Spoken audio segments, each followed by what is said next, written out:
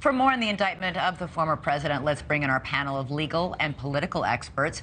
Former federal prosecutor Shan Wu, former Trump White House acting chief of staff Mick Mulvaney, and attorney Jim Schultz, who worked in the White House counsel's office under Trump. Thank you all for being here. Jim, I'd like to start with you. The detail in this indictment is stunning, and that's what makes it quite powerful, quoting President Trump from recordings made by his own staff members and his own lawyers. Yeah, I agree. I mean, it's what the federal prosecutors call a speaking indictment. And that means that the details and facts are very, just that, detailed evidence is put forth and allegations are put forth in the indictment. And what you see in that indictment is the results of a lot of careful work by the Department of Justice, in my view. It's very tight and very compelling. The indictment addresses three issues that Trump and his supporters have claimed in the past weeks and months. Number one, that the documents were just mementos. Number two, that Trump didn't pack the boxes himself and didn't actually know what was in them. And number three, that Trump had declassified all those documents by thinking it or something. We now know that these classified documents dealt with United States nuclear weapons, potential vulnerabilities of the U.S. and its allies to military attack, and plans for a possible retaliation to a former attack. This is big stuff, Mick. It is. And you look at the classification of some of the documents. Some of the stuff is confidential, which is very low-level classification. But some of the stuff is top secret. Some of the stuff is Five Eyes only. We're only supposed to share with our closest allies. We still don't know what the documents are, and I think that's important. We'll see that, I would assume. Well, we'll get hints of it at the trial. I don't know how they will introduce classified information at a trial.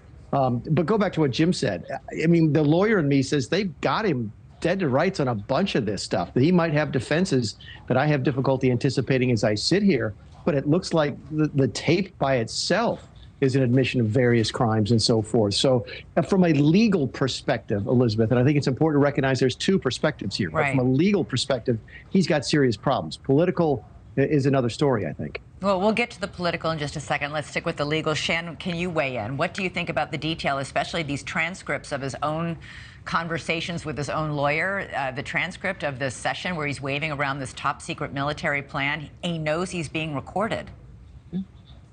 Yeah, as always, Trump seems to be his own worst enemy when it comes at least to putting together a cogent legal defense. I mean, that tape undercuts the whole notion that he thought everything was declassified or he had declassified it. I was really struck by just how damaging those notes are from Trump lawyer one, his own lawyer, because it really laid out a timeline and a blueprint for the obstruction charge. I mean, you can line it up where he's speaking to the lawyer and then boxes are being moved. And of course, the really devastating detail from the lawyer about Trump suggesting that he pluck out, certain documents. It's really such an extraordinary situation to see one's own lawyer's notes being used against them. And that really stuck out at me from the indictment. I do think there's a little bit of a risk here that they chose to file in Florida. I get why they're thinking that. They might preempt certain legal arguments like venue. They're hoping it'll be a faster docket. But there's definitely some risk, particularly if they ended up drawing Judge Cannon. Shan, we've been hearing for months that these documents were in a locked storage room, and then we see these photographs that were released in the indictment today of these boxes. We are looking at it right now, sitting on the stage in the Mar-a-Lago ballroom where they hold events, and then later in a bathroom and a shower. There's also a story in the indictment, transcripts of text messages from Trump employees texting his valet, who was also indicted today, saying a picture showing one of the boxes has fallen over and spilled all the classified documents all over the storage room floor. These are really serious documents. Yeah, they're very serious documents relating to national defense. The Espionage Act has been invoked, which means that even if he were to prevail in some part about the classification, these are still national defense documents. So it's really problematic for him on that front. I think it also plays up the fact that had he been able to be persuaded by his team to cooperate earlier, they could have argued, look, this is a storage problem, this is a mishandling problem. But now he's really backed himself into this corner where all of this evidence, including the stunning visual evidence, is really mounting to a very overwhelming amount of evidence against him. Elizabeth, that goes to the larger point, right? He could have fixed this several times. If he had handled it the same way that Joe Biden did or that Mike Pence did, he wouldn't be in this problem. These folks are right. He's his own worst enemy. It was him refusing to admit that he had done anything wrong, which is classic Donald Trump. Donald Trump never admits that he has done anything wrong, but it was completely within his power to prevent this, even after he had originally taken the documents from the White House.